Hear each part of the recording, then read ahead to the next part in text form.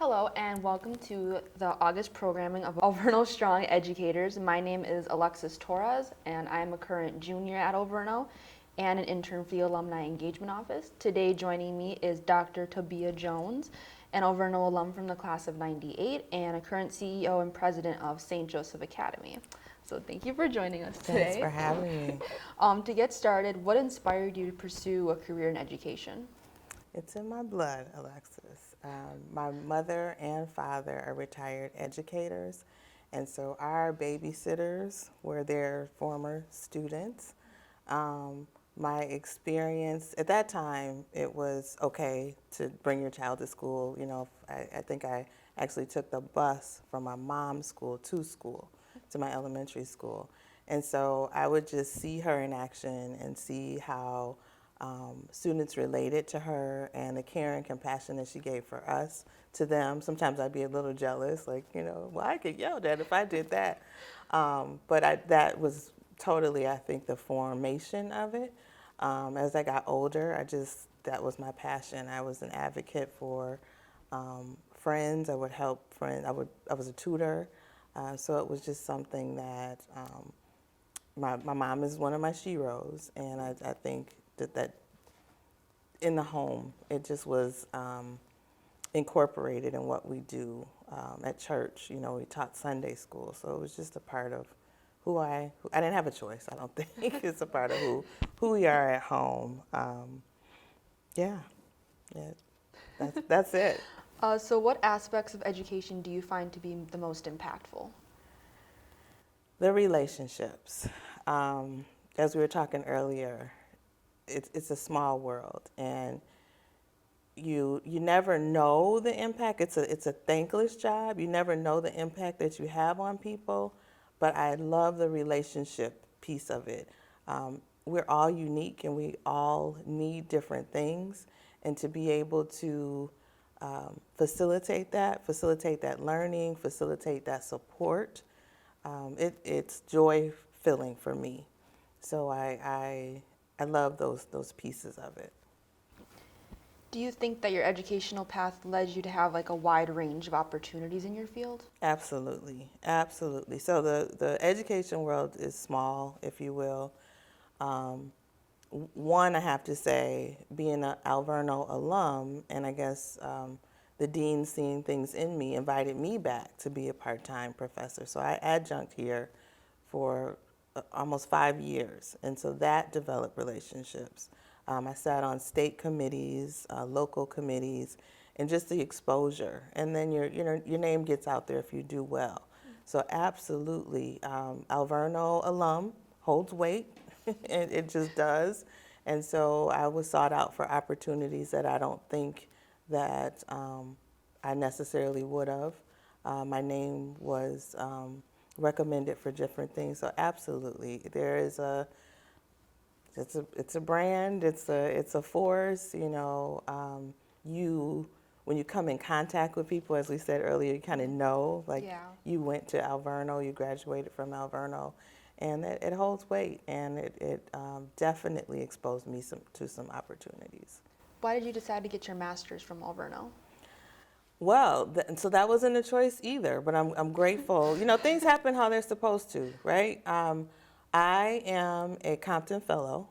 That was a program, it was an alternative certification program with MPS, Lakeland, and Marquette and Alverno. And so you had 2 years, you were assigned to a classroom in a school, didn't have a choice in that, and you were assigned to a university or college. And so through the time you got your teaching certification and then your master degree. So I was assigned to Lincoln Center of the Arts, which was a blessing, and then Alverno. So I didn't know too much at the time, I'm like, oh, okay, well, that's where I'm gonna go. What a blessing, what a blessing. And I'm so glad that I was assigned here and flourished, and it was an amazing experience. How did it differ from your experiences at other universities? The care and compassion, the expectation to deliver proficiency in a different way. It wasn't a lot of lecture. It wasn't a lot of gotcha, gotcha. It was, let me support you through this learning. Here's how you do it. Now show me you can do it.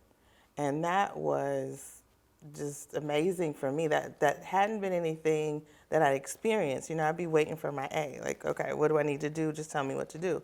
Nope, you're going to show me, and I'm going to tell you you're proficient in it. And that changed the whole way that I instruct to this day. And yeah, it was, amazing is going to be the word, the theme, because it was a great experience for me. And I know like our master's programs is co-ed, but how did it feel like going to an all-girls college? It was awesome. I mean, there's something to be said when you don't have to explain who you are and what you are. And one of the things that was life-changing, I'll say, for me, is one of my favorite people in the world is Mary Deeds. She's a former dean here. She's an icon. I can say comfortably that we're friends now. And she would just watch me. I didn't know that, but she would just watch me in class, and she would share what she had to share. And what she said to me, and I felt uncomfortable about it. I'm an introvert by nature. And so I would just listen, watch the room, see who I wanted to be connected with, and take it in. I would have an opinion, but I wouldn't always share. And so if there was an answer, she would sometimes pick on me. Sometimes I would just remain silent and watch. And I asked her for a recommendation for one of my first leadership jobs. And she wrote in there that she's not always the first to speak, but when she says something, it's powerful. And I'm getting a little emotional now. I didn't think that was okay. And I was like, it is okay, that's who I am. Mm-hmm. But she saw that in me and no one else. I never heard that before, so it was really, really cool. So I don't know if a male would have saw it. I don't know if it, but I felt comfortable, good grief, sorry, in this setting to be who I am. And it totally changed how I parent, who I am as an educator, and I just love her. I appreciate it. Yeah. That's really sweet. Yeah. Sorry. It's okay. Sorry. Yeah, I love that woman. Mm-hmm. So how did Alverno shape you personally and professionally? So I will say that it taught me more about myself, things that, I think the world is extroverted, right? And so you're supposed to be this big personality, always on point, always speaking, always know the right answer, have all the answers, and not so. It's okay to not know. It's okay to research. It's okay to lean on people. It's okay to surround yourself with smart people. That it's okay to be you, and you're a force, and you're a power in your own right. Mm-hmm. Yeah. So what was your best Alverno memory? My best memory was the bestowing of the Kente, the African American celebration at commencement. I had never experienced anything like that before, and it was a way, and so it's you share your Kente with someone who's special to you, who has meaning in your life, has done something special for you, with you. And I was able to communicate to my mom for the first time how much I love and appreciate her and what she meant to me. And I will never forget that. And then I was a recipient of one a few years later. So just, I do know Carol. I think it was, her last name escapes me right now, was a creator, and she would talk about it, but to experience it, I don't have words. Yeah. How was your approach to teaching and different educational roles influenced by Alverno's teaching and learning methods? So again, it's demonstrating your proficiency versus, I don't think I had a lot of pen and paper tests or standardized tests or anything like that. It was explaining your level of proficiency in creative ways, in ways that you had a hearty understanding, that it caused you to think deeper, right? That you would be able to demonstrate what was in the text or the theory that was being introduced. And so I adjunct now at Concordia and for MSOE. And where those are probably heavily based lecture type schools, I do give a little bit of lecture, but I share my Alverno experience and and influence, and I think it serves me well. My reviews are pretty high, but I introduce the concept. I give examples of the concept, and then I expect my students to show me what you know in different formats, in different ways, and then the tasks that they're given are practical tasks that they would use in their leadership. So I know that they understand it and that they take it and use it, in the future. So it definitely shaped the way that, like I said, in teach and parent. I'm not necessarily a no mom. I explain why. I have a 3-year-old, so I still get a little pushback, 3-year-old and 11-year-old.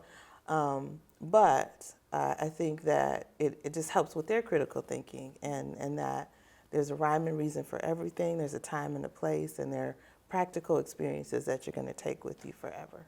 Yeah, I love that. That's why I love about Alverno too, because I was very used to, I was in IB for Yeah. like 7 years, so I got used to just, oh, I'm gonna get an A, this is how I'm gonna do it, and not really think about like the feedback and stuff, because it wasn't really their style completely. Right. But then after coming here, it's like, oh, this is how I could do better, they're gonna work with me on it, and this is how I can like use it in the real world. It actually like applies to everything. Right. So that's what I really appreciate about like the education here. It's not just super strict, like, oh, here's an A. It's like, oh, you passed, like, this is great, this is why, like, it's really helpful. Yes, it is. I completely agree. So right now you are in a leadership position, and as you mentioned before, you are CEO and president of St. Joseph Academy since Yes. 2017. Yes. Congratulations, by the way. Thank you. What does leadership mean to you? Gosh, leadership, especially after COVID or during pandemic, it means grace, offering grace. It means giving each person what they need, treating them the way they want to be treated. It means being trustworthy.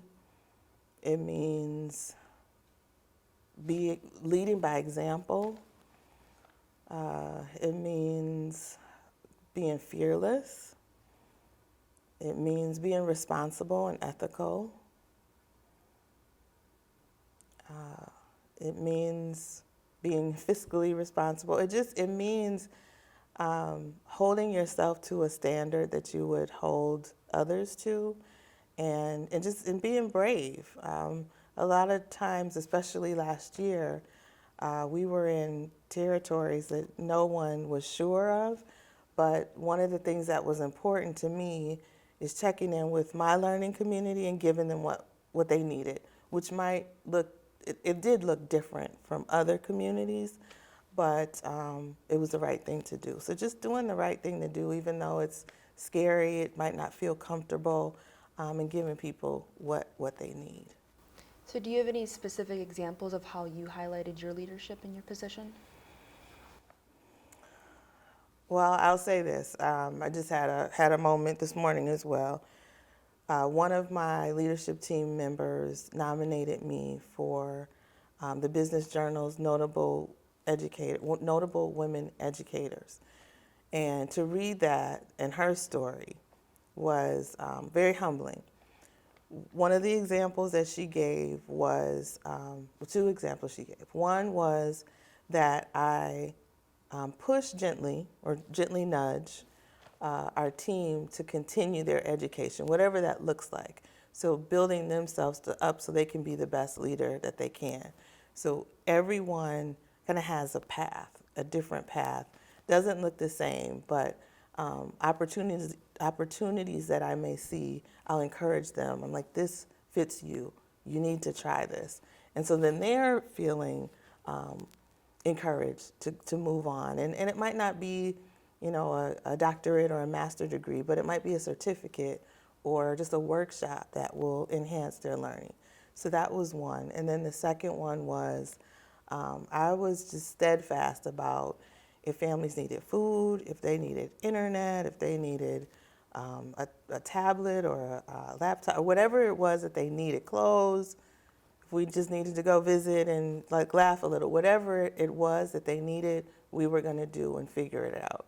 And so those were kind of the themes in the article, which I just did it. I didn't realize that was necessarily appreciated. I just thought it was important. So That's yeah, great. yeah. My last question is, what does Alverno Strong mean to you? Compassion, connectedness, empowerment.